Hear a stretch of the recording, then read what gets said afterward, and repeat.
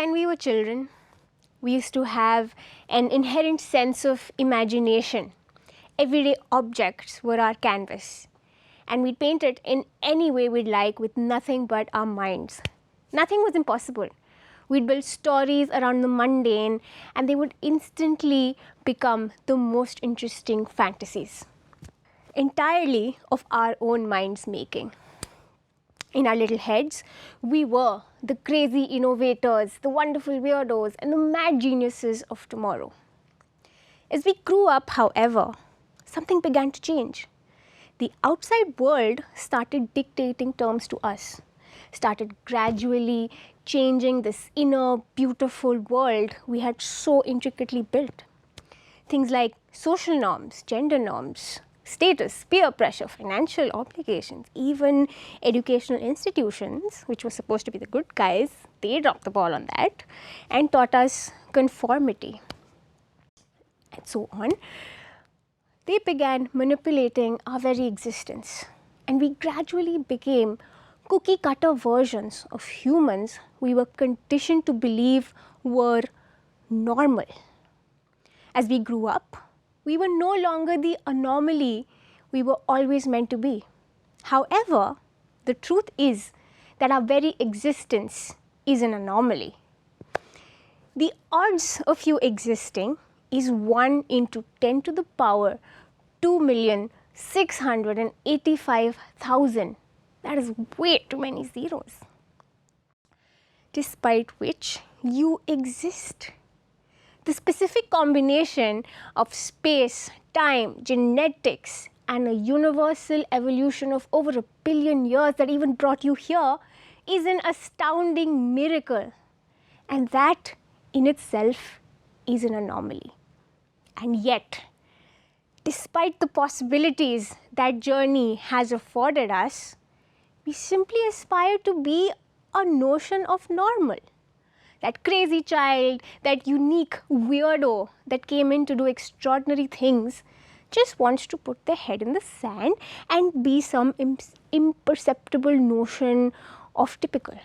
How unfair. Conformity in itself is a disservice to the miracle of your existence. It kills the extraordinary individual you so painstakingly came to be. And all it does at best is generate average. Now, ironically enough, my own journey of embracing my weirdness started with a job hunt. The one place where you're not supposed to be weird, so to say. For my first set of interviews, I would thoroughly prepare. I would learn to give all the right answers, avoid every misstep, and try my best to be as normal as possible.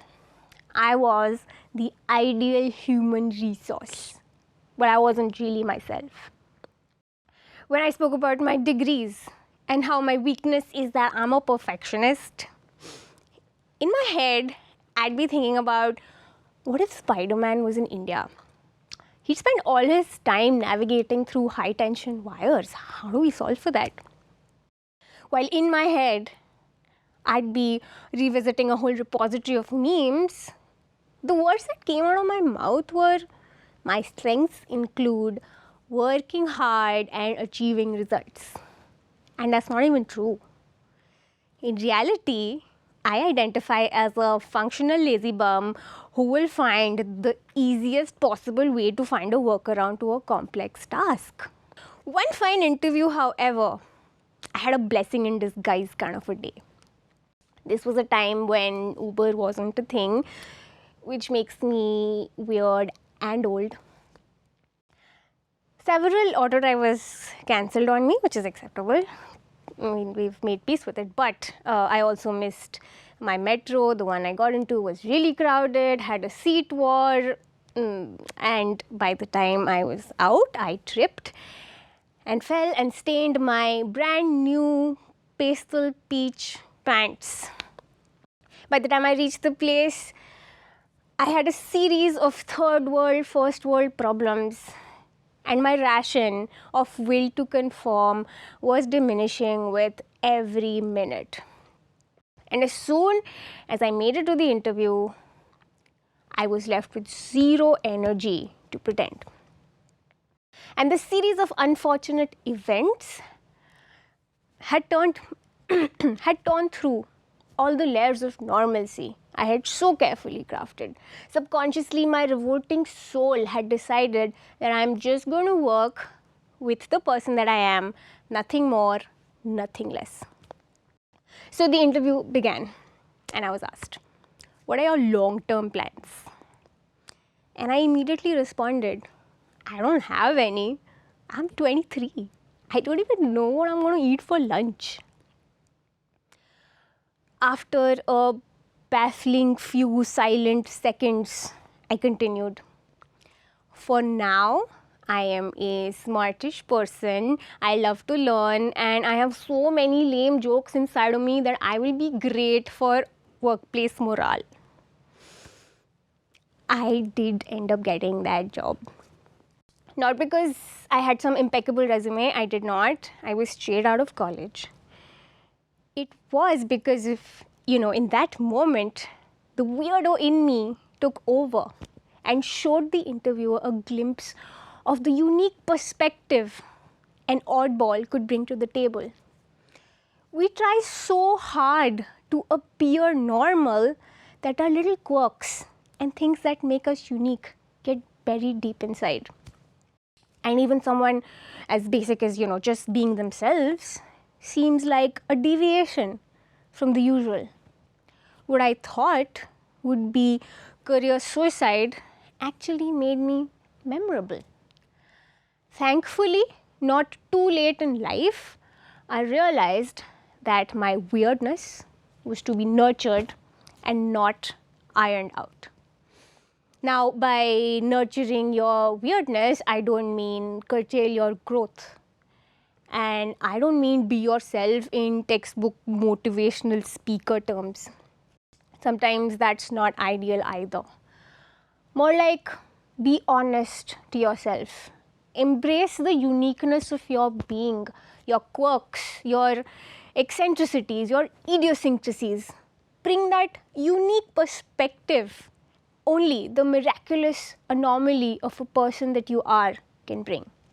Now, close your eyes and think about the person that you love or someone you once fell in love with. What was it that you loved about them? Was it the way they were exactly like everyone else you've ever met? Was it their generic personality that you'd find in the next person you'd meet? Probably not. You're perhaps more likely to have fallen for them when you were both lip syncing to What Is Mobile Number together. Or that's just me. Or maybe their adorable quirk of petting stray dogs. Or their amazing collection of memes, or even the fact that they make Maggie in the perfect way with just the right toppings, are things that you felt so strongly attracted to them. Isn't it the unique, the odd, the wonderfully weird aspects about them that you love or loved? And that's simply because a primal human emotion like love sees through the layers of performance of normalcy. Our subconscious mind holds weirdness in the highest regard, and so should our regular selves. When you tap into your weirdness, when you embrace it, something magical is happening. You are embracing yourself, not in a forever alone meme kind of way, more like having an epiphany. For some, it's finding their sense of humor, so in that case, it's an epiphany. You are learning about yourself. You aren't simply playing a role. You are living your best life as you. And you put a part of your personality, your unique flavor in the things that you do. And be it anything, be it making art, writing code, pitching ideas, falling in love, creating content, and an infinite universe of things that can benefit from the huge or even slight tweak that your inner weirdo can add to the mix. And it isn't difficult to do. Think about the most memorable characters in pop culture. Phoebe from Friends, Willy Wonka, Fleabag, Kramer from Seinfeld, Luna Lovegood from Harry Potter. They're all wonderfully weird. Like Luna, for example, she is an enigma of sorts. Due to her insight, due to her seeing things so differently, we are actually closer to tying loose ends in the entire franchise. Without her insight, even the protagonist wouldn't have made it so far at so many junctures. Because of her seeing things completely differently, do they even find a different route towards finding solutions?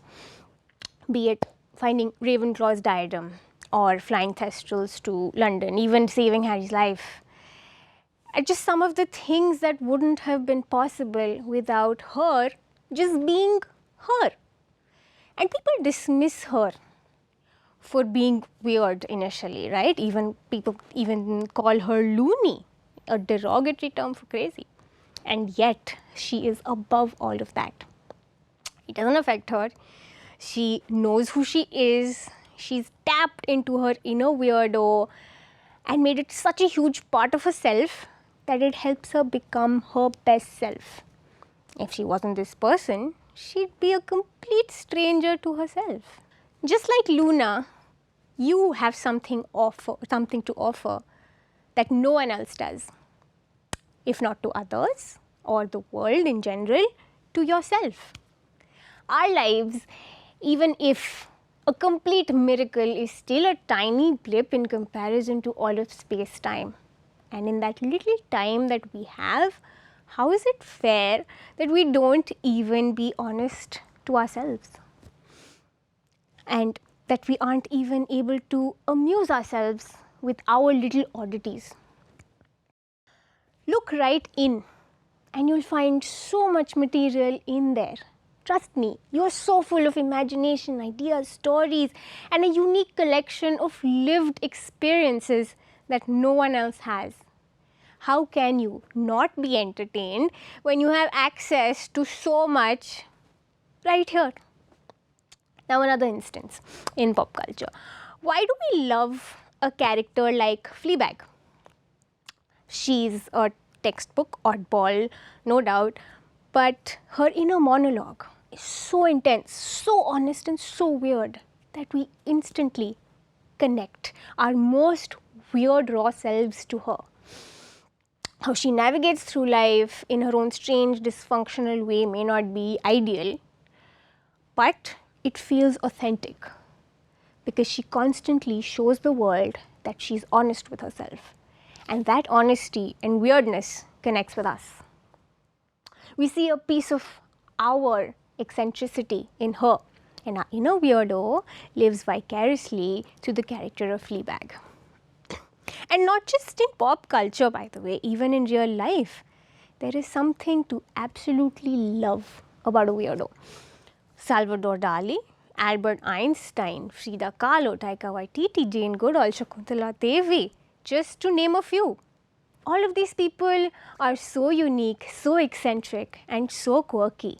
And had it not been for their weirdness, the world wouldn't have been fortunate enough to experience the excellence it contributed to.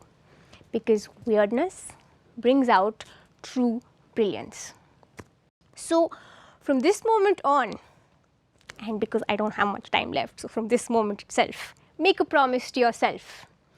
Be a friend to your inner authentic self. Make that imaginative, intuitive child you once were proud. Embrace your quirks, your little tics, and all the things that make you, you. And make weird your new normal.